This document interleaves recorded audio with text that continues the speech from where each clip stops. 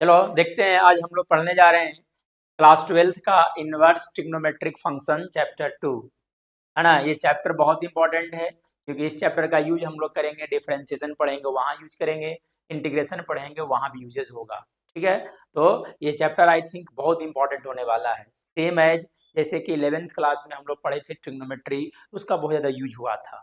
In the same way इस chapter का भी यूज बहुत ज़्यादा होने वाला है, इसलिए बहुत प्यार से और बहुत अच्छे से पढ़ने की कोशिश करना इस चैप्टर को, कोशिश नहीं बल्कि पढ़ना ही पढ़ना अच्छे से। ठीक है ना। चलिए तो स्टार्ट करते हैं हम लोग। क्वेश्चन है ना, पहले समझते हैं इसके बेसिक कंसेप्ट को। देखिए लिखा हुआ इनवर्स ट्रिग्नोमेट्रिक फंक्शन का बेसिक कंसेप्ट आज बताने जा रहे हैं जो यूज होने वाला है इस चैप्टर में, चैप्टर को समझने के लिए। तो सबसे पहले इस चैप्टर को समझने के लिए थोड़ा बहुत 11th का एक टॉपिक है सेट। सेट के बारे में जानकारी होना चाहिए, ठीक है ना। 11th में ही पढ़ना था सेट। तो जब देखते हैं कि पहले सेट क्या होता है, तो सेट का डिफिनेशन देखो बहुत ही सिंपल होता है। Well defined collection of object को हम क्या बोलते हैं, सेट, है ना। कोई अगर पूछता है कि व्हाट इज सेट तो क्या बोलिएगा, well defined collection of object is known as the set. ठीक है ना। अब ये इसका मतलब क्या होता है, सिर्फ वेल डिफाइंड जो लिखते इसका मतलब क्या होता है।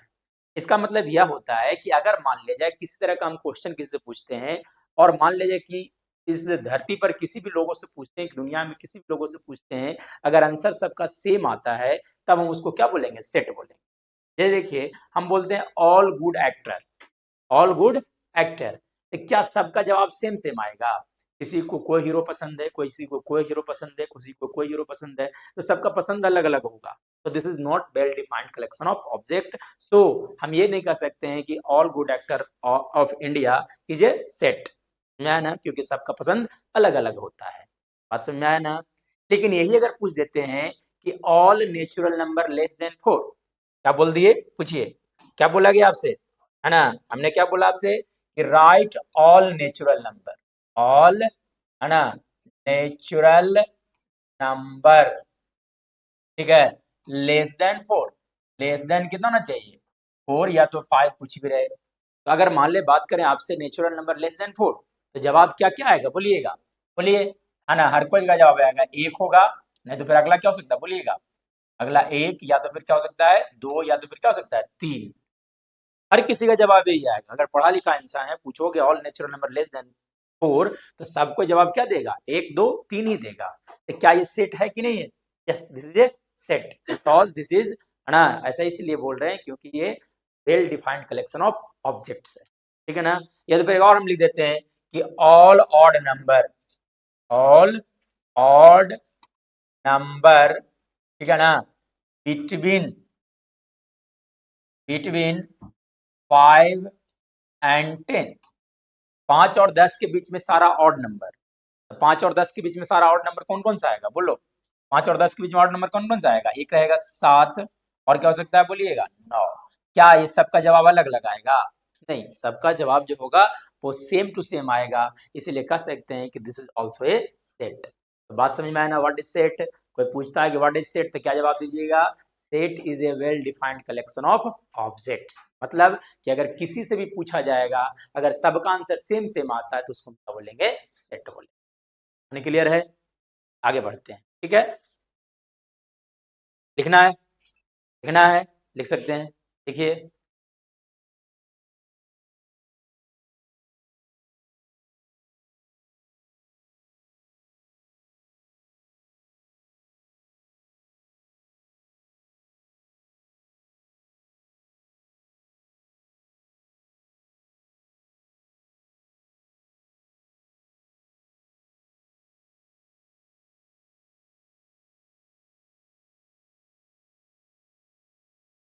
लिख लिए। and what is set, well defined collection of object is known as the set, ठीक है ना।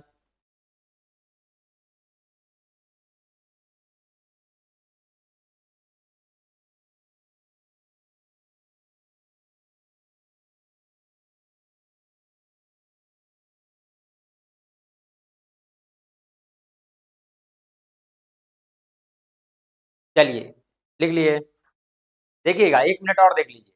देखिए सेट को जब भी हम लोग लिखते हैं तो सेट का नाम जो होता है वो कैपिटल लेटर से लिखा जाता है, जैसे लिखते हैं कैपिटल लेटर से लिखते हैं, ठीक है ना। तो set A is equal to, जैसे मान लेते हैं इसी को हम लिखना चाहते हैं, सेट ए इक्वल टू क्या हो जाएगा, तो इसमें कौन कौन सा एलिमेंट है बोलो भाई, एक है, दो और कौन सा है, तीन है, इसलिए सेट ए में का एलिमेंट कौन कौन सा हो गया, एक दो तीन हो गया, ठीक है ना। Number of element in set ए इस तरह से लिखते हैं, number of element in set A कितना होगा बोलो भाई, तीन हो गया, समझ में आया ना।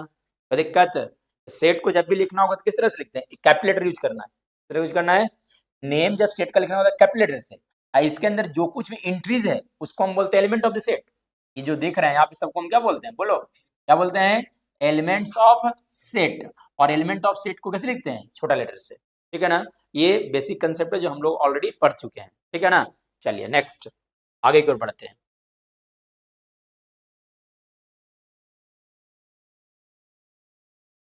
चलिए देखिए नेक्स्ट आगे क्या बोला गया, ordered pair. What is ordered pair, अब जैसे देखो ऑर्डर्ड पेयर को समझने के लिए एक छोटा सा एग्जांपल लेते हैं, ठीक है ना। ए लिख देते हैं, है ना, जैसे ए इक्वल टू लिख देते हैं यहाँ पे एक दो और क्या लिख देते हैं सेट, ठीक है। अब इसमें से किसी भी दो एलिमेंट को उठा लेते हैं, 1, 2 लिख देते हैं, इस तरह से जो अरेंजमेंट हम लिखेंगे इसको हम क्या बोलेंगे, ऑर्डर्ड पेयर, क्या बोलते हैं, ऑर्डर्ड पेयर बोलते हैं, ठीक है ना। तो ऑर्डर्ड पेयर क्या होता है, एक तरह का अरेंजमेंट होता है, एक तरह का क्या होता है, अरेंजमेंट होता है, ठीक है ना। कोई दिक्कत है ना, देखिए a pair of object written in a particular order, a pair of object that is written in a particular order को हम क्या बोलेंगे बोलो, ऑर्डर्ड पेयर बोलेंगे, तो ना। कोई दिक्कत, जैसे देखिए ये सेट ए था, हम सेट बी का एक एलिमेंट लिख देते हैं, मान लेते हैं कि ए बी सी हम लिख देते हैं, ठीक है ना। अब एक पार्टिकुलर ऑर्डर में लिखना है, पार्टिकुलर ऑर्डर हम क्या फॉलो कर लेते हैं कि सेट ए का फर्स्ट एलिमेंट रहेगा तो सेट बी का कौन सा एलिमेंट रहेगा, सेकंड एलिमेंट, यानी कि 1, लिख सकते हैं, this is an ordered pair, ठीक है। या तो फिर क्या लिखा जा सकता है बोलो भाई, 2 के लिख सकते हैं, बी फर्स्ट एलिमेंट, फर्स्ट जो एलिमेंट होगा वो किसका होगा, सेट ए का होगा, सेकंड एलिमेंट किसका होगा, सेट बी का होगा। या तो फिर क्या लिखा जा सकता है बोलो, 3 के लिख सकते हैं, सी लिखा जा सकता है, नहीं, या तो ऐसे भी लिख सकते थे 1, बी 1, सी, इस तरह से लिखा जा सकता था। तो this all are ordered pair, तो ऑर्डर्ड पेयर समझ में आया ना, है ना। ऑर्डर्ड पेयर क्या होता है, एक तरह का अरेंजमेंट होता है, ठीक है ना, क्या होता है भाई, अरेंजमेंट होता है जो पार्टिकुलर फैशन को क्या करेगा, फॉलो करेगा, ठीक है ना। चलिए नेक्स्ट, जैसे हम लोग कोऑर्डिनेट ज्योमेट्री पढ़े हैं ना, x comma y, this is an ordered pair, जिस पहले हम लोग पढ़े थे,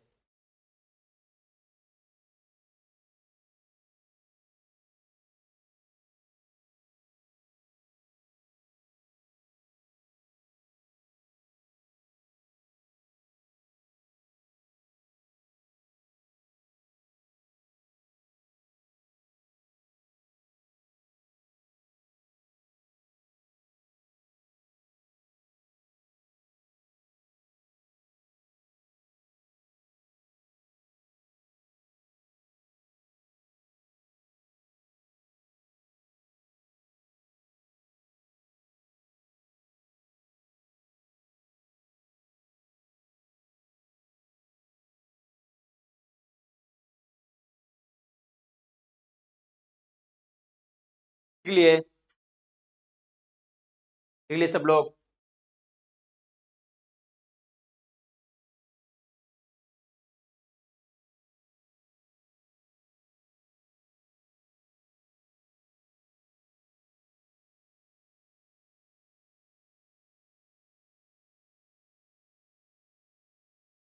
हो गया। चलिए आगे बढ़ते हैं, देखिए आगे क्या लिखा हुआ है, कार्टेशियन प्रोडक्ट, क्या लिखा हुआ है, कार्टेशियन प्रोडक्ट, और ये कार्टेशियन प्रोडक्ट जो है आपके लिए बहुत इंपॉर्टेंट वर्ड होने वाला है, ठीक है ना। कार्टेशियन प्रोडक्ट क्या होता है, देखिएगा डेफिनेशन क्या कहता है, even two non empty sets A and B, दो गो सेट्स है जो कैसा होना चाहिए, नॉन एम्प्टी समझता है ना भाई, सेट ए में कुछ ना कुछ एलिमेंट होना चाहिए, इसका मतलब ये कहना चाह रहे हैं, ठीक है ना। The Cartesian product of A cross, Cartesian product को हम लिखते हैं ए क्रॉस बी से, कैसे लिखते हैं, ए क्रॉस बी से लिखा जाता है, ठीक है ना।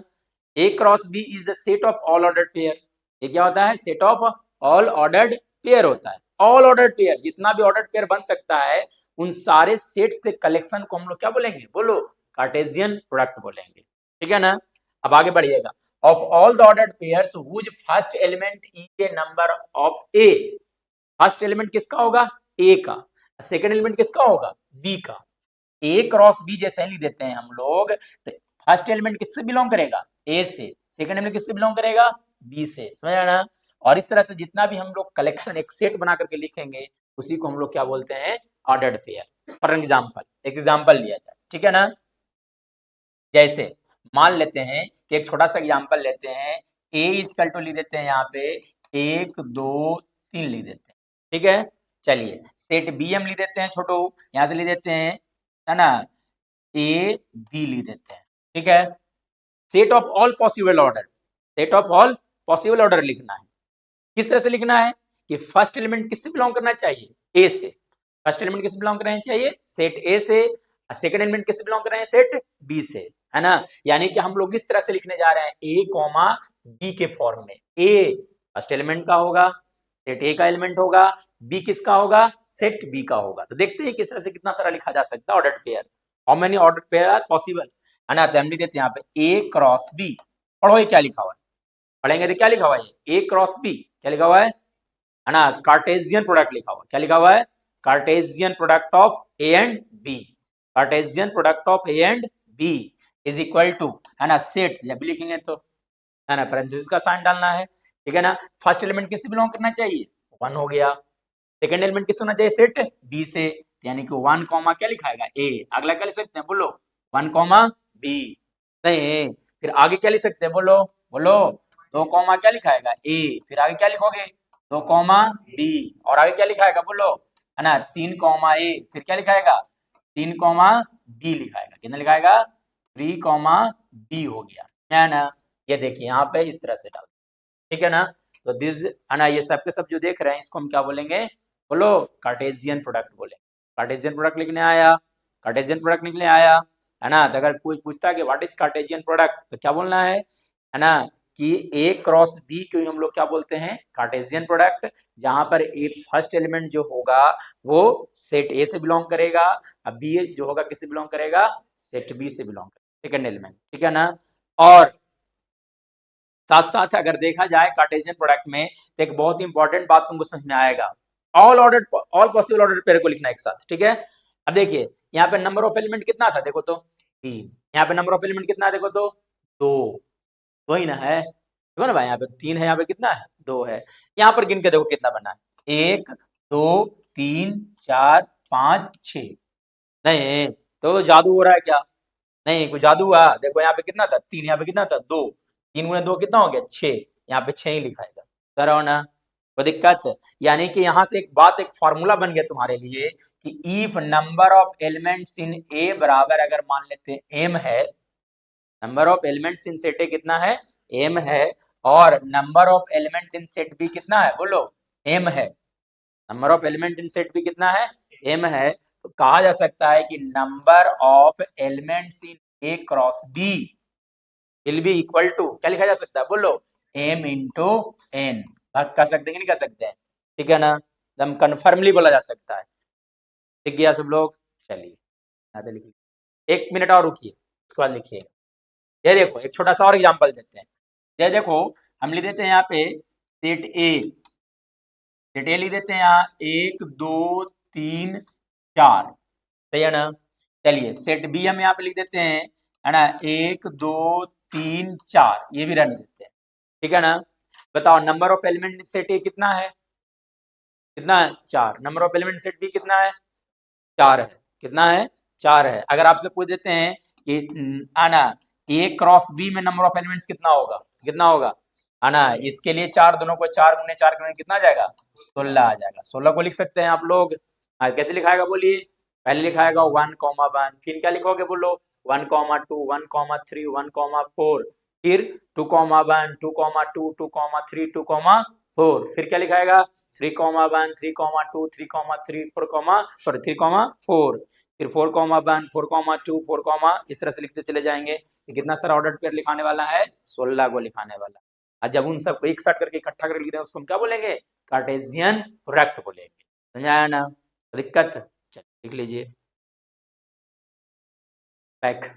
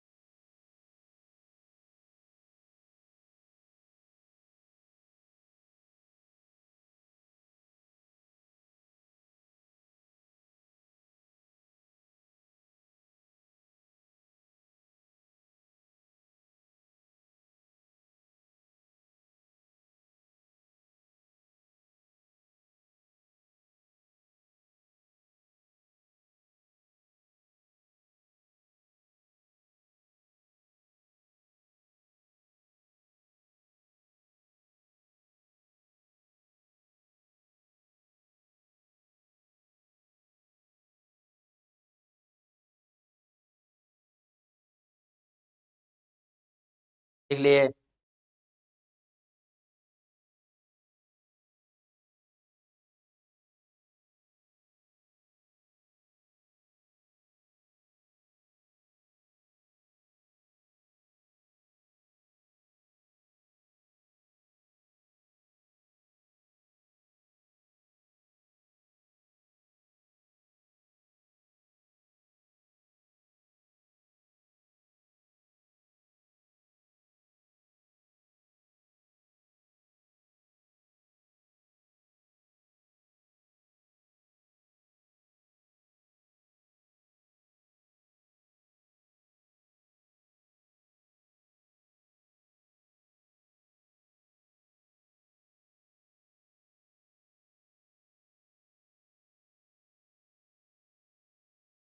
ठीक है, छोड़ो, आगे बढ़ सकते हैं।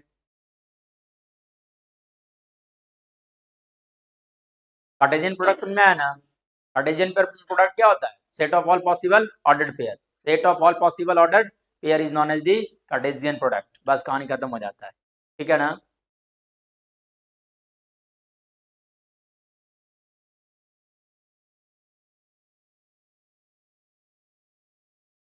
नेक्स्ट बढ़े आगे, पढ़ सकते हैं। चलिए, some important points to remember, कुछ कुछ ऐसा बातें हैं जिसे याद रखना चाहिए आपको, ठीक है ना। तो समझ लेते हैं, याद ऑटोमेटिक हो जाएगा, रट्टा नहीं मारना है, ठीक है ना। समझना है, देखिए क्या बोला गया है। The ordered pair are equal, दो ऑर्डर्ड पेयर तभी इक्वल होगा, है ना। दो ऑर्डर्ड पेयर के बारे में बात किया जा रहा है कि इक्वल कब होगा, है ना। If and only if their corresponding elements are equal, दो ऑर्डर्ड पेयर आपस में तभी इक्वल होगा जब दोनों का करस्पॉन्डिंग एलिमेंट क्या होगा? इक्वल होगा। इसमें आया, फॉर एन एग्जाम्पल, है ना, अगर मान लिया दो ऑर्डर्ड पेयर लिख देते हैं इस तरह से, ये इक्वल तभी होगा। जैसे देखिए, मेरा मन किया कि आज हम लिखेंगे कुछ इस तरह से, ठीक है। लिख देते हैं 1,2, लिख देते हैं 1,2, ऑर्डर्ड पेयर लिखें। दूसरा अगर ऑर्डर्ड पेयर इस तरह से लिखा जाता है, ये भी क्या लिखाता है 1,2, तो दोनों को दोनों क्या होगा? इक्वल होगा। क्यों?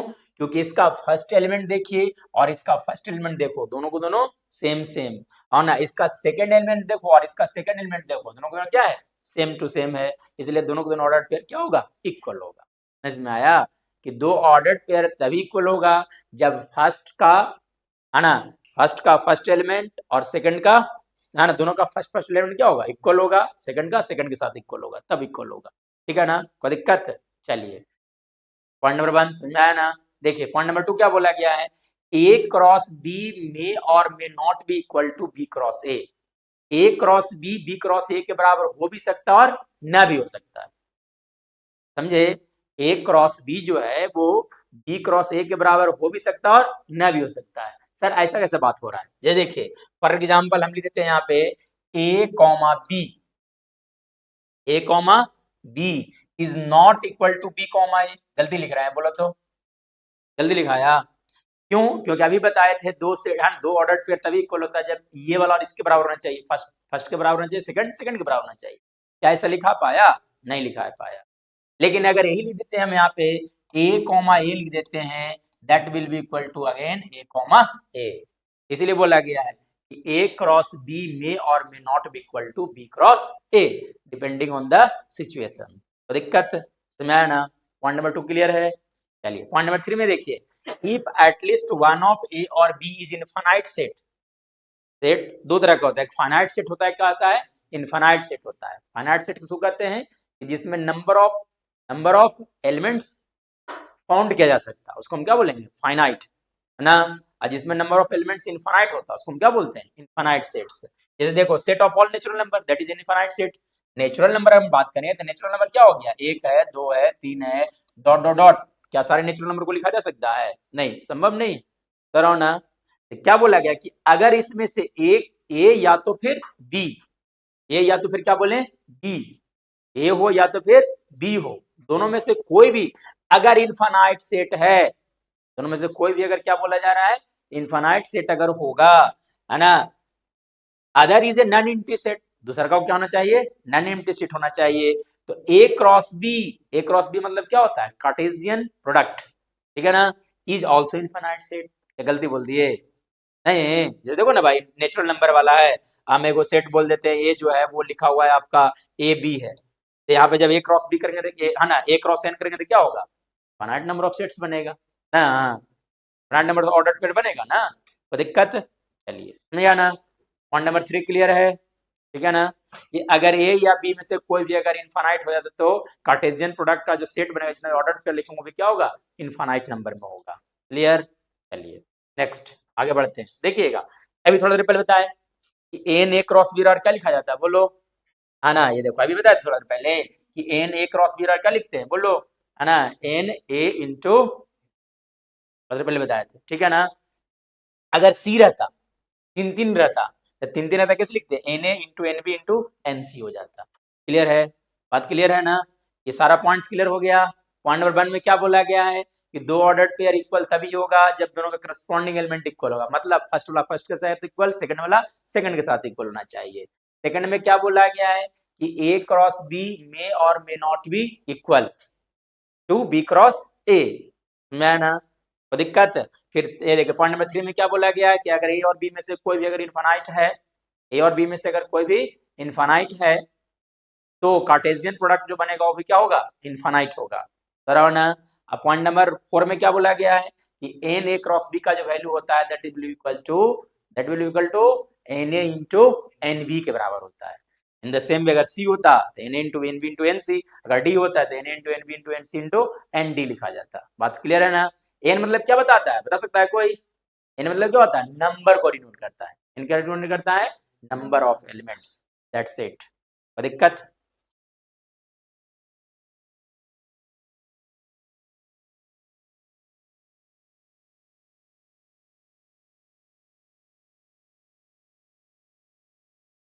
चलो लिख लो।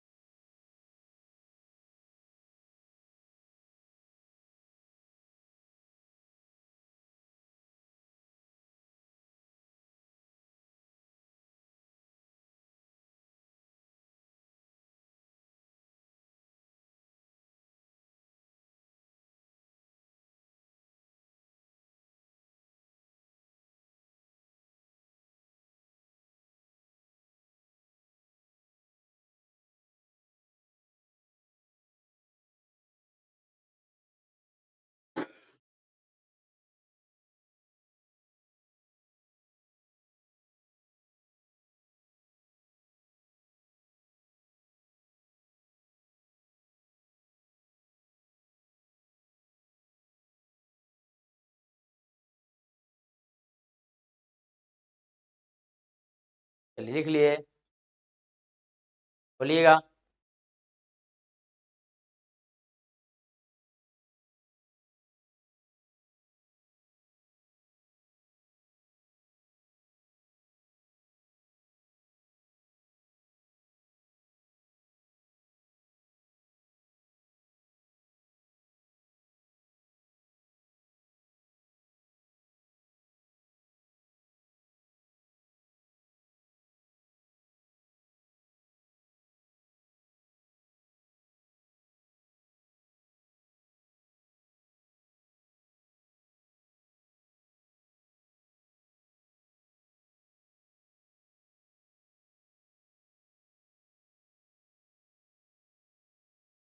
नहीं लिख पाए,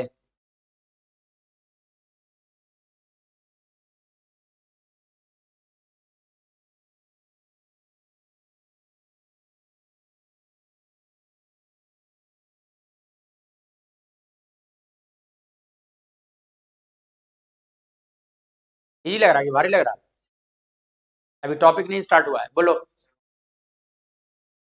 कहाँ पर, हाँ यहाँ पे एन मिसिंग है।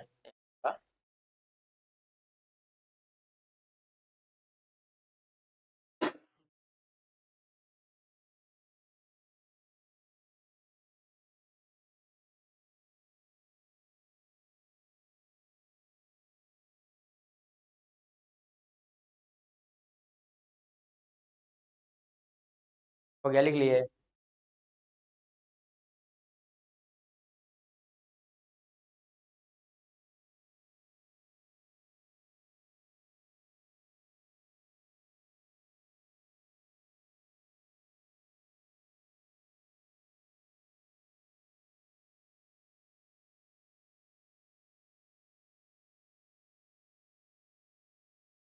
बढ़े आगे, नहीं भी तक लिखे हो, बहुत धीरे धीरे। चलिए next, representation of the Cartesian product of two sets by the arrow diagram, ये बताने जा रहे हैं। एरो डायग्राम का इंपॉर्टेंस इस चैप्टर में होने जा रहा है, ठीक है ना। तो देखिएगा, representation of the Cartesian product of two sets by the arrow diagram. तो एरो डायग्राम से कैसे इसको रिप्रेजेंट करेंगे, ठीक है ना। कार्टेशियन किसको रिप्रेजेंट करना है, देखो कार्टेशियन प्रोडक्ट को रिप्रेजेंट करना है, कार्टेशियन प्रोडक्ट को, ठीक है ना। तो ये देखिए, अगर हम लिख देते हैं यहाँ पे एक ऑर्डर पेयर बना लेते हैं 1,2, क्या बना लिए 1,2, सारा होना।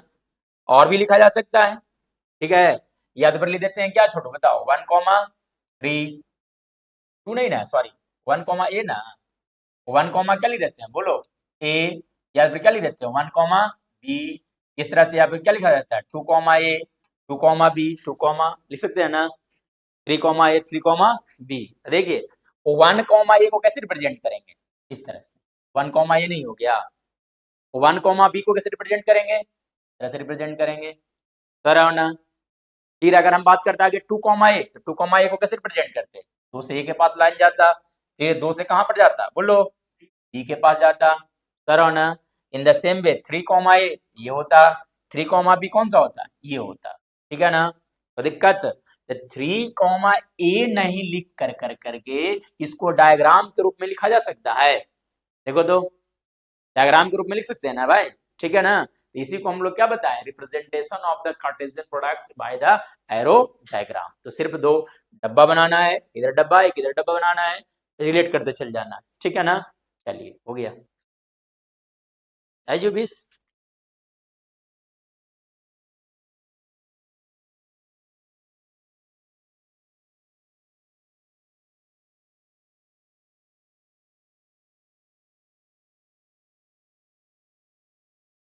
लिख लिए।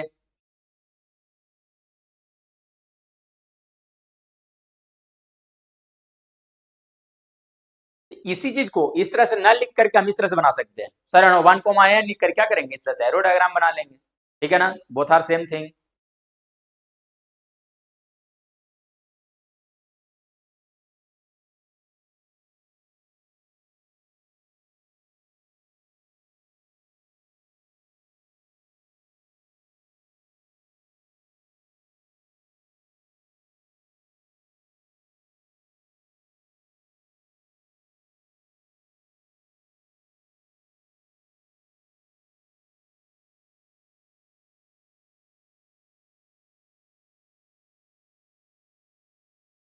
लिख लिए।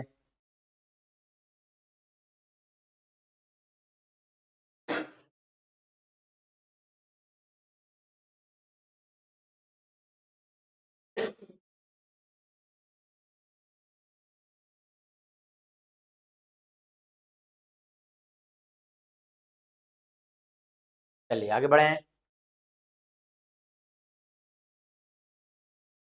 बढ़े आगे। चलिए आगे देखिएगा, क्वेश्चन नंबर 1 जो अभी तक हम लोग पढ़े हैं उस पर बेस्ड कुछ क्वेश्चंस करते हैं, ठीक है ना। अगर समझ गए हो तो सारा का जवाब आपके पास होना चाहिए। देखिए क्या बोला गया, इफ ए इक्वल टू, ए का एलिमेंट कौन कौन सा है, ए बी सी है, बी का एलिमेंट कौन है एक्स वाई जेड है। तब आपसे क्या पूछा गया है, find A cross B. A cross B मतलब क्या हो गया, क्या हो गया, कार्टेशियन प्रोडक्ट। क्या पूछा गया था, कार्टेशियन प्रोडक्ट। कार्टेशियन प्रोडक्ट को हमेशा क्या चीज में रखते हैं, सेट में रखते हैं। तो दिक्कत, तो बताइए क्या क्या लिखाएगा बोलो, है ना। तो a, फिर आगे क्या लिखोगे a, फिर आगे क्या लिखाएगा बोलो a, फिर आगे क्या लिखाएगा बोलिए b, फिर क्या लिखाएगा b, b, क्या हो गया z। सिमिलरली क्या लिखोगे c, x, फिर क्या हो गया c, बाई और सी कॉमा कौन सा हो गया, जेड हो गया, ठीक है ना।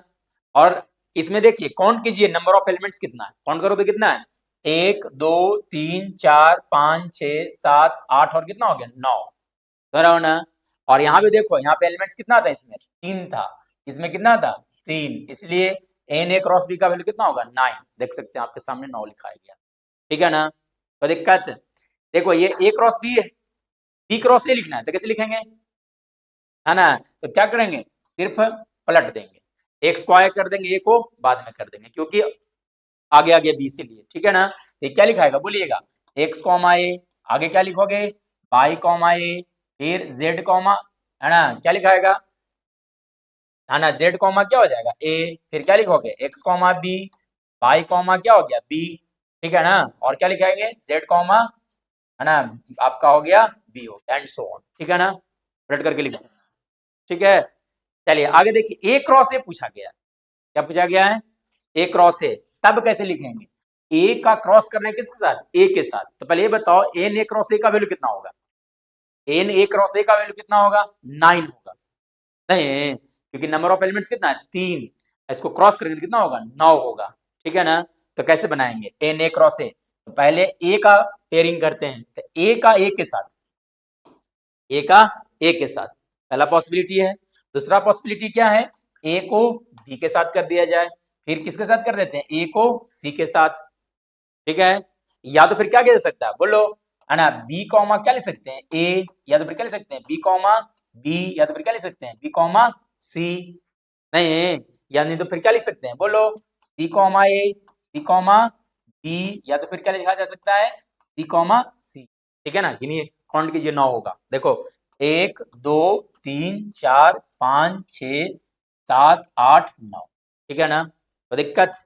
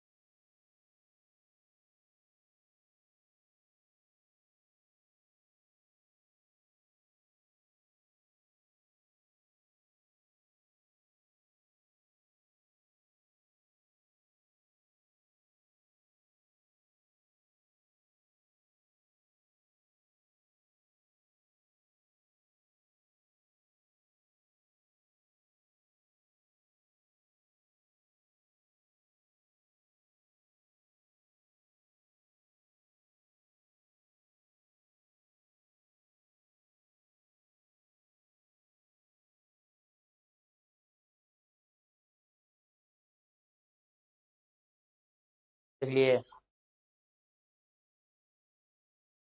चलिए सेकंड क्वेश्चन की ओर बढ़ते हैं।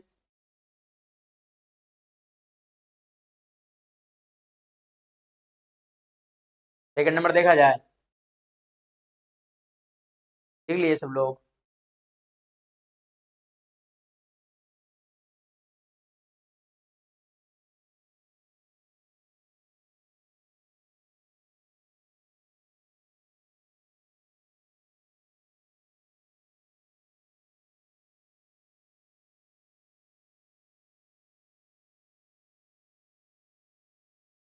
बढ़े, चलिए आगे देखो क्या लिखा हुआ है, question number 2, find A cross A then A equals to, नहीं लिखा जाएगा, ए क्रॉस ए क्या लिखेंगे बोलिए, ए क्रॉस ए लिखना है, ए क्रॉस ए में क्या लिखाएगा, है ना, 1 का 1 के साथ, या तो 1 का किसके साथ 2 के साथ, 1 कॉमा 3, या तो फिर क्या लिख सकते हैं बोलो 2 कॉमा 1 2 कॉमा 2 2 कॉमा 3, है ना, आगे और बढ़ा जाए तो क्या लिखा जा सकता है 3 कॉमा 1 3 कॉमा 2, या तो फिर क्या लिख सकते हैं 3 कॉमा 3, हो गया कंप्लीट, करो ना, कोई दिक्कत, नेक्स्ट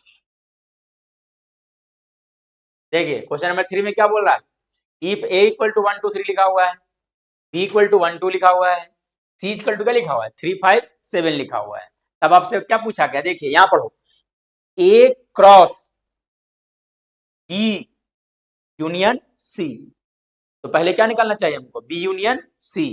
बी यूनियन सी निकालते हैं, बी यूनियन क्या निकाल लेते हैं, सी। यूनियन, यूनियन मतलब क्या होता है, जो है वो भी लिखाएगा, जो न है वो भी लिखाएगा, यूनियन मतलब यही होता है। करो ना, चले आ जाइए। देखिए यहाँ पर क्या लिखा होता है बी यूनियन में, 1 2, यहाँ पे ठीक है, बी सेट बी में देखो ना क्या लिखा हुआ है 1 2। सी में देखिए क्या लिखा हुआ है 3 5 7, तो बी यूनियन सी कितना होगा बोलिएगा, 1 2 3 5 और क्या लिख देंगे 7 होगा ना, कि कोई भी एलिमेंट दो बार रहना चाहिए, देखिए सही है, क्लियर है। चलिए अब आगे बढ़ते हैं, ए क्रॉस क्या निकालना था, ए क्रॉस, ए में देखो कौन कौन सा है, ये है, तो क्या लिखाएगा बोलो, है ना, तो लिखना चाहेंगे तो क्या लिखाएगा 1 1, पहली बात। फिर क्या लिखाएगा बोलिए 1 क्या हो गया 2, फिर क्या लिखोगे 1 3, फिर क्या होगा 1 5, फिर 1 7 होगा, कोई दिक्कत।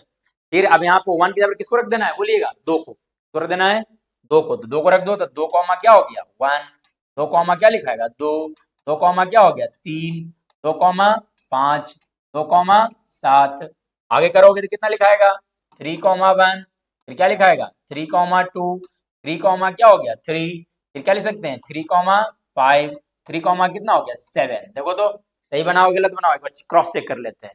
देखिए यहाँ पे नंबर ऑफ एलिमेंट्स कितना है, देखो तो 3 है। यहाँ पे नंबर ऑफ एलिमेंट्स कितना था, देखिए गिनिए 1 2 3 4 5, कितना 1 2 3 5 है ना, कितना है 5 है, यहाँ पे 15 लिखाया होगा, काउंट कर सकते हो, ठीक है, काउंट कर दिया जाए 1 2 3 4 5 6 7 8 9 10 11 12 13 14 15 हो गया कि नहीं हो गया, चलिए 15 हो गया, ठीक है ना। चलिए अब देखिए ये खुद से कर सकते हैं, बी क्रॉस सॉरी एक क्या लिखा हुआ बी इंटरसेक्शन सी, तो पहले ये बताओ बी इंटरसेक्शन सी कितना होगा, ए क्रॉस बी इंटरसेक्शन सी हम निकालते हैं पहले, बी इंटरसेक्शन सी, बताइए बी इंटरसेक्शन सी में देखो इंटरसेक्शन में दोनों में कॉमन एलिमेंट होगा, दोनों में कुछ कॉमन एलिमेंट है देखा जाए, कुछ नहीं कॉमन एलिमेंट है, यानी कि बी इंटरसेक्शन सी क्या हो गया कुछ नहीं को फाई लिखते हैं, ठीक है ना, तो ए क्रॉस अगर फाई करेंगे तो that will also be a void set, null set होगा, यानी कि दैट इज ओनली फाई, लिखा जाएगा फाई लिखा जाएगा, ठीक है ना। चलिए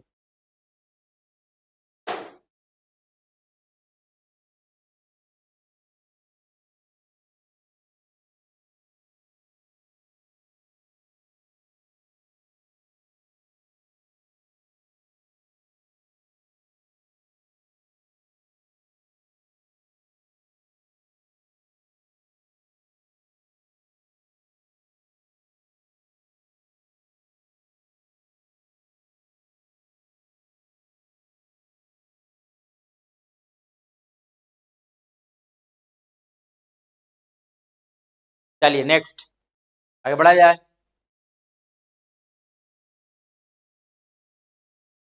लिखो लिखो लिखो।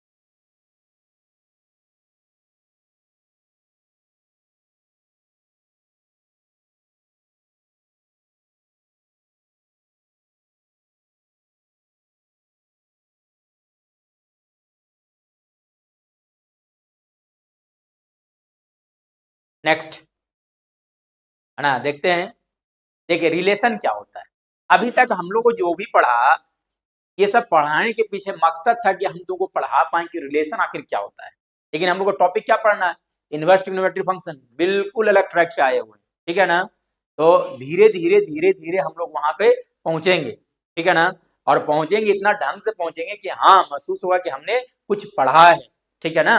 चलिए तो सबसे पहले समझते हैं कि रिलेशन क्या होता है, व्हाट इज रिलेशन। ये देखो ये बहुत ही सिंपल वर्ड है, रिलेशन, हम लोग आपस में है ना रिश्ता होता है ना भाई, मम्मी पापा के साथ रिलेशन है कि नहीं, ठीक है कि नहीं, सिंपल सी बात है, रिलेशन का मतलब कोई बड़ा चीज नहीं होता है, लेकिन इसका मैथमेटिक्स में क्या मतलब होता है, ठीक है ना, तो मैथमेटिक्स में क्या होता है इसका मतलब समझने के लिए एक छोटा सा एग्जांपल लेते हैं, ठीक है। ये देखिए हम एक सेट यहाँ लिख देते हैं, सेट ए का एलिमेंट 1 2 और क्या लिख देते हैं 3 और क्या लिख देते हैं 4, कोई दिक्कत? ठीक है ना। सेट बी का एलिमेंट हम लिख देते हैं यहाँ पे, है ना, लिख देते हैं ए बी सी, लिख देते हैं, क्या लिख देते हैं? A B C. कोई दिक्कत?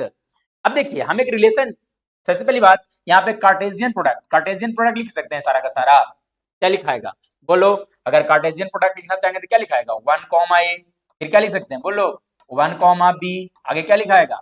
1 कॉमा सी, फिर आगे क्या लिखोगे, है ना, 2 कॉमा ए, 2 कॉमा बी, फिर क्या लिखाएगा? चलो यहीं तक रहने देते हैं, अरे लिखो पूरा, है ना। 2 कॉमा बी, फिर क्या हो गया बोलो भाई? 2 कॉमा सी, ठीक है ना, 4 ही तक रहने देते हैं। फिर आगे लिखेंगे तो क्या हो जाएगा बोलो? 3 कॉमा ए, 3 कॉमा क्या हो जाएगा? बी, 3 कॉमा क्या हो जाएगा? सी। सही है ना? कोई दिक्कत? अब हम एक रिलेशन डिफाइन करते हैं। क्या करते हैं? हम एक रिलेशन डिफाइन करते हैं, हमारी मर्जी, जिस तरह का रिलेशन हमको डिफाइन करना उस तरह का रिलेशन हम डिफाइन करते हैं, आप भी डिफाइन कर सकते हैं, ठीक है ना। हम रिलेशन में क्या बोलते हैं, एक छोटा सा रिलेशन बताते हैं कि लिख देते हैं कि आर का जो मान, रिलेशन को आर से लिखा जाता है, कैसे लिखते हैं? आर से, ठीक है ना। आर के लिए हम एक रिलेशन बोलते हैं कि सेकेंड लेटर वॉवेल होना चाहिए। सेकेंड लेटर क्या होना चाहिए? वॉवेल। क्या बोले बोलो? सेकेंड लेटर क्या होना चाहिए? वॉवेल। क्या इसमें सारा का सारा एक कार्टेशियन प्रोडक्ट है, कुछ ही छट करके बाहर आ जाएगा? सेकेंड लेटर क्या होना चाहिए? वॉवेल। तो सेकेंड लेटर वॉवेल वाला कौन कौन सा छट के आएगा इसमें से, बता सकता है कोई? क्या लिखाएगा? 1 कॉमा ए छट करके बाहर आएगा, है ना। फिर कौन सा छट करके आएगा देखो तो? 2 कॉमा ए। फिर कौन सा छट करके बाहर आएगा इसमें से? 3 कॉमा ए। नहीं, तो जैसा ही हमने रिलेशन डिफाइन किया तो कार्टेशियन प्रोडक्ट का कुछ वैल्यू बाहर आ गया। इट में भी कि सारा का सारा वैल्यू आ सकता था बाहर। नहीं, जैसे बोल देते कि सेकंड एलिमेंट अल्फाबेट होना चाहिए, सबके सब आ जाता, है ना। कोई दिक्कत? तो हमने क्या बोला? एक रिलेशन बोला। क्या बोला? रिलेशन। इस सेकंड एलिमेंट कैसा होना चाहिए? सेकंड एलिमेंट कैसा होना चाहिए? कैसा होना चाहिए? वॉवेल होना चाहिए, इंग्लिश का वॉवेल होना चाहिए, ठीक है ना। तो इंग्लिश का वॉवेल जैसे ही बोल देते हैं तो सिर्फ और सिर्फ इतना ही एलिमेंट के बारे में बात कर रहे थे, बाकी सबके सब हमारे लिए क्या हो गया? यूजलेस हो गया, ठीक है ना। कोई दिक्कत? तब रिलेशन के बारे में बहुत प्यार से कहा जा सकता है कि रिलेशन कुछ नहीं होता है, बल्कि रिलेशन जो होता है वो कार्टेशियन प्रोडक्ट का सबसेट होता है। कार्टेशियन प्रोडक्ट का क्या होता है? सबसेट होता है। अगर कोई पूछता है कि व्हाट इज रिलेशन, तब आप क्या जवाब दीजिएगा, है ना, क्या जवाब दोगे बोलो? है ना, relation is the subset of the Cartesian product. Relation is the subset of the Cartesian product, जो कि आपके सामने नजर आ रहा है, ठीक है ना। एक और रिलेशन बोलते हैं, ये रिलेशन था ना, एक और रिलेशन बोल देते हैं कि फर्स्ट एलिमेंट जो होगा वो ऑड नंबर होगा। फर्स्ट एलिमेंट का होना चाहिए ऑड नंबर। तो कौन कौन छट करके बाहर आएगा, बता सकता है कोई? तो आर का वैल्यू इस बार कौन कौन लिखाएगा? फर्स्ट एलिमेंट कैसा होना चाहिए? क्या होना चाहिए? Even number. तो first even number, even number कौन कौन सा होगा बोलो? 2 कॉमा ए आ गया, फिर कौन सा आता बोलो, है ना, और क्या लिख देते हैं? 2 कॉमा कौन सा आता छट करके? बी, और कौन सा आता? 2 कॉमा सी। अगर हम इवन नंबर बोलते तो कोई दिक्कत नहीं। तो ये जो रिलेशन जो देख रहे हैं that is also subset of the Cartesian product, समझ रहा है ना। तो depending on the situations relation समझ में आया ना क्या होता है? जो रिलेशन क्या होता है बोलो? What is relation? Relation is the subset of, relation is the subset of Cartesian product. Relation is the subset of Cartesian product, ठीक है ना। कोई दिक्कत? देखिए लिखा हुआ डेफिनेशन, ये relation R from two non empty sets A and B. There are two non-empty sets A and B. As you can see here, दो non-empty sets कौन कौन सा है? A और B है ना। Of Cartesian product of A and क्या कहाँ पे? A relation R from two non-empty sets A and B is subset of Cartesian product of A and B, है ना। जो हमने बोला वही लिखा हुआ है, ठीक है। नेक्स्ट आगे बढ़ते हैं, क्वेश्चन नंबर 2 देखते हैं। सेकंड नंबर में क्या बोला गया था? देखिए सेकंड नंबर में क्या बोला गया? हाँ, क्वेश्चन नंबर 1 में देखिए क्या बोला गया। Let A equal to, let A का एलिमेंट लिखा हुआ है, लेट ए का एलिमेंट 1 2 3 लिखा हुआ है, बी का एलिमेंट क्या लिखा हुआ है? 2 4, ठीक है ना। डिफाइन आर, आर लिखा हुआ है, क्या लिखा हुआ है देखो भाई? आर 1 2, ये लिखा हुआ, कुछ तीसरा लिखा हुआ 3 4। Is R relation from A to B. अब आपको बताना है कि आर जो है वो रिलेशन है या नहीं है। रिलेशन आर जो है वो रिलेशन है या नहीं है, ये डिसाइड करना है। ठीक है ना। देखिए सेट ए का एलिमेंट कौन कौन सा है, देखो तो सेट ए में क्या क्या लिखा हुआ, बोलो छोटू। 1 2 और क्या लिखा हुआ था 3, है ना। सेट बी में क्या लिखा हुआ था, देखो तो बोलो जी, 2 कॉमा क्या लिखा हुआ था 4 लिखा हुआ था ना। रिलेशन आर में क्या लिखा गया है, देखिए रिलेशन आर में क्या लिखा हुआ था 1 कॉमा 2 और क्या लिखा हुआ था 2 कॉमा क्या लिखा हुआ था 2 और क्या लिखा हुआ था 2 कॉमा 4 और क्या लिखा हुआ था 3 कॉमा 4। अब ये बताना था कि रिलेशन है कि नहीं, तो सबसे पहली बात ए क्रॉस बी निकालना पड़ेगा।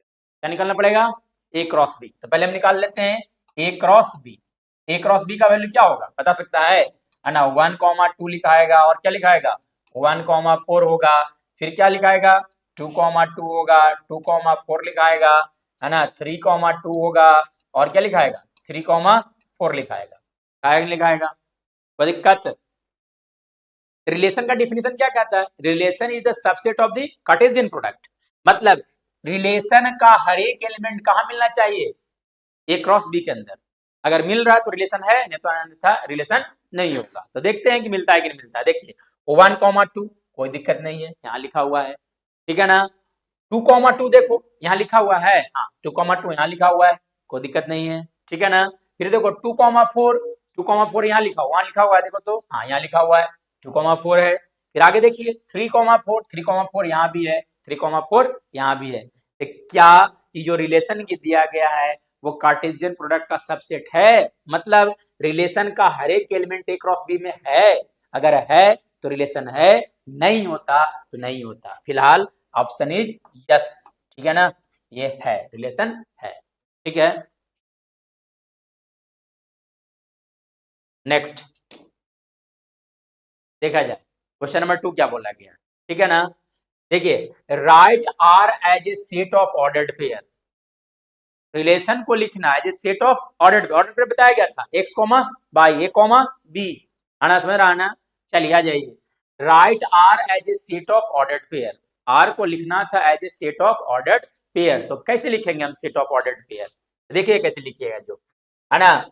आर बराबर एक रिलेशन लिखा गया है कि आर इक्वल टू क्या लिखा गया, देखो तो एक्स कॉमा बाई लिखा गया है ना, R equal to x comma y such that 2x plus 3 y less than 10, 2x plus 3 y less than 10 और condition apply x comma y both belongs to natural number. x और y कैसे लेना है, natural number लेना है। अब आप खुद सोच के देखिए कि रिलेशन के अंदर ऐसा कौन कौन सा वैल्यू रखे हैं। देखो 2x मतलब 2 इंटू, यहाँ पे क्या लिखा हुआ है 2 into x plus 3 into by का वैल्यू 10 से छोड़ना चाहिए। तब आप खुद सोचिए कि एक्स का ऐसा, एक्स और बाई का ऐसा कौन कौन सा वैल्यू होगा जो इसके अंदर जब रखेंगे तो उसका वैल्यू 10 से छोटा आएगा। चलिए रखना स्टार्ट करते हैं। एक्स का वैल्यू 1, बाई का वैल्यू 1, रख देते हैं 1 1 रखो, तो 1 ये भी 1 तो कितना आएगा 5 लेस देन 10। सही गलत है, सही गलत आया, सही है ना, तो रिलेशन है। यानी कि सबसे पहला जो एलिमेंट लिखाएगा वो क्या लिखाएगा 1 कॉमा 1, जीरो नहीं होगा क्यों, नेचुरल नंबर जीरो से स्टार्ट नहीं होता है, जीरो से स्टार्ट नहीं होता है natural number, natural number start कहां से होता है 1 से, ठीक है ना। चलिए अब हम देखते हैं यहाँ पे रख करके 1 1 2 कितना रखते हैं 1 2 रख के देखो 1 2 रखेंगे तो 1 प्लस कितना, सॉरी 1 रखेंगे, x बराबर 1 रख दो, अब बाई की जगह रख देना 2, 2 रखेंगे तो कितना आएगा बताओ 6, यानी कि 2 प्लस 6 कितना हो गया 8, that is also less than 10, सही लिखा हुआ है। यानी कि सेकंड एलिमेंट में क्या लिखाएगा बोलो 1 2, ठीक है ना। फिर आगे रख के देख लेते हैं, ठीक है ना, 1 3 रखते हैं, कितना रखते हैं बोलो 1 3। चलिए आ जाइए 1 3 रखिएगा तो क्या सही रहेगा, देखो तो रखेंगे तो कितना वैल्यू रहेगा 2, यहाँ रखेंगे 3 गुने 3 कितना होता है 9, 9 प्लस 2 कितना हो गया 11, रिलेशन से बाहर निकल गया, यानी कि 1 3 रखने का जरूरत नहीं है, ठीक है ना। चलिए अब 1 4 रखने से कोई फायदा है, 1 5 पे सबके सब नंबर आ गए, यूजलेस हो गया मेरे लिए, ठीक है ना। चलिए अब देखते हैं, इसको चेंज कर देते हैं, 1 से तो काम बन गया ना, अब इसको चेंज करते हैं, x को इस बार ले देते हैं 2 1 लिख के देखें, रखिए यहाँ पे 2 गुण 2 कितना हो गया 4, और 4 जोड़ 3 कितना हो गया 7, 10 से छोटा है, यानी कि रिलेशन में होगा 2 1। फिर आगे चलते हैं, है ना, फिर ले देते हैं क्या 2 2 कितना रख देते हैं 2 2, तो 2 2 रख के देखो क्या होता है देखा जाए, है ना, कितना रख देते हैं बोलिएगा 2,2 पहले रखिए यहाँ पे 2 गुणे 2 कितना हो गया 4 प्लस 6 10 तो आया लेकिन 10 से छोटा होना चाहिए यानी कि ये भी फेल कर जाएगा 2,2 भी नहीं लिखाएगा। ठीक है चलिए इसका काम अब हो गया खत्म हो गया।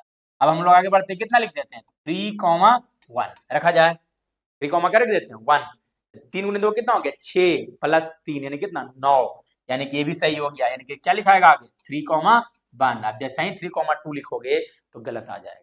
ठीक है ना यानी कि जो set of all ordered pair जो होगा वो सिर्फ और सिर्फ 1 1 1 2 2 1 और कौन सा होगा 3 1 होगा। चलिए आगे बढ़ते हैं।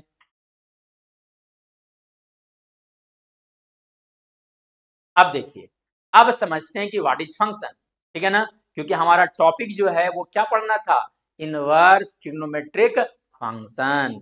इनवर्स के बारे में भी नहीं मैंने बात किया है ट्रिग्नोमेट्रिक के बारे में क्लास 11 में बहुत सारा बात हुआ है। ठीक है ना अब समझते हैं उस वर्ड का एक छोटा सा जो वर्ड लिखा हुआ था फंक्शन। फंक्शन का मतलब क्या होता है। ठीक है अब देखो रिलेशन फंक्शन जो है दोनों एकदम मिलता जुलता लगता है कि दोनों एक ही जैसा है। ठीक है ना लेकिन नहीं थोड़ा सा डिफरेंसेस आ जाएगा। ठीक है तो देखते हैं फंक्शन क्या होता है। देखिए a function A from set set A होता set from a set to another set a rule और मेथड। फंक्शन क्या होता है एक तरह का रूल होता है एक तरह का नियम होता है। क्या होता है एक तरह का नियम होता है जो यह बताता है कि एक सेट दूसरे सेट के साथ कैसे जुड़ा हुआ है। बात समझ में आया ना What is function? Function is a rule. Function is a rule that says how element of set A and set B are related to each other.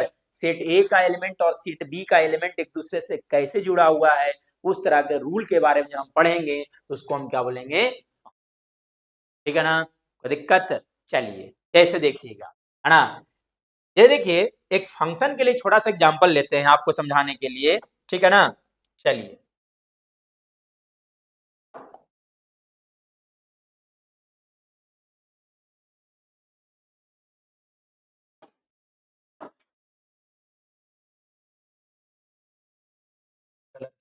चलिए तो ऐसा ही दे देते हैं। ठीक है चलिए देखिए यहाँ सेट ए है यहाँ सेट बी है। ठीक है ना चलिए फंक्शन को हमेशा इस तरह से लिखते हैं f such that A to क्या लिखा जाता है B f such that A to B. ठीक है ना एफ जो है वो क्या बताना चाह रहा है फंक्शन के बारे में बताया क्या रूल है वो बताएगा। ठीक है ना ए को हम बोलते हैं इनपुट इसको हम क्या बोलेंगे इनपुट जो बी जो देख रहे हैं इसको हम क्या बोलेंगे आउटपुट बोलेंगे। क्या बोलेंगे इसको हम आउटपुट बोलेंगे। ठीक है ना ये देखिए हम लिख देते हैं y इक्वल टू ठीक है 2x plus 3 y equal to लिख देते हैं 2x प्लस 3। ठीक है ना तो ये जो आप देख रहे हैं इसको सेट ए बोलेंगे ये क्या हो गया सेट बी हो गया। ठीक है और अपने मन से हम यहाँ पे वैल्यू लेते हैं 1 2 3 4 मेरा मर्जी। ठीक है ना 1 2 3 4 ले लिए जब ए का वैल्यू अपने मन से कुछ तो ले लिए लेकिन अब बी का वैल्यू जो है वो अपने मन से लिखा नहीं जा सकता है। कैसे लिखा जा सकता है सर क्योंकि जब यहाँ पे 1 रखेंगे तो 2 इंटू 1 कितना आ गया 2 प्लस 3 कितना होगा 5 यानी कि 1 जो होगा वो किससे जुड़ा हुआ है 5 से जुड़ा 1 किससे जुड़ा हुआ है 5 से जुड़ा हुआ है। ठीक है ना फिर अब रख दो 2 2 गुने 2 कितना हो गया 4 प्लस 3 कितना हो गया 7 यानी कि यहाँ देखिए किससे जुड़ा हुआ है ये 7 से जुड़ा हुआ है। ठीक है ना फिर 3 रख दो तो 3 गुने 2 कितना हो गया 6 प्लस 3 कितना हो गया 9 यानी कि 3 किस जुड़ा हुआ है बोलो 9 से। फिर क्या रख देते हैं 4 तो 4 किस जुड़ा हुआ है बोलिएगा 11 से जुड़ा यानी कि ये जो लिखा गया है वो फंक्शन है ना that is defined from A to B. यहाँ पे रूल क्या दिया गया कि बाई का जो वैल्यू होगा यानी कि सेट बी का जो वैल्यू होगा वो वो क्या होगा 2x प्लस क्या लिखा है 1 जो भी एलिमेंट सेट ए में लिखा गया उसका दुगना करो और दुगना करने के बाद क्या कर देना 3 जोड़ देना ये ना रूल लिखा गया। ठीक है ना तो इस तरह के हमको क्या बोलेंगे इस तरह के वो चीजों को क्या बोलते हैं फंक्शन बोलते हैं। ठीक है ना अगर कोई पूछता है कि व्हाट इज फंक्शन तो फंक्शन क्या होता है एक तरह का रूल होता है जो यह बताता है कि सेट ए और सेट बी एक दूसरे से कैसे जुड़ा हुआ है। ठीक है ना चलिए देखते हैं ये देखो यहाँ पे लिखा हुआ है। ठीक है एक छोटा सा एग्जांपल दिया गया फंक्शन समझाने के लिए आपको। ठीक है ना कि फंक्शन आखिर होता क्या है। देखिए लेट ए बराबर 1 2 3 4 लिखा गया था, ठीक है ना, एंड सेट बी बराबर क्या लिखा गया, देखो तो 1 2 3 इस तरह से कुछ लिखा गया, ठीक है। तो ये सेट ए को डिनोट करता है और ये कौन सा हो गया, सेट बी हो गया।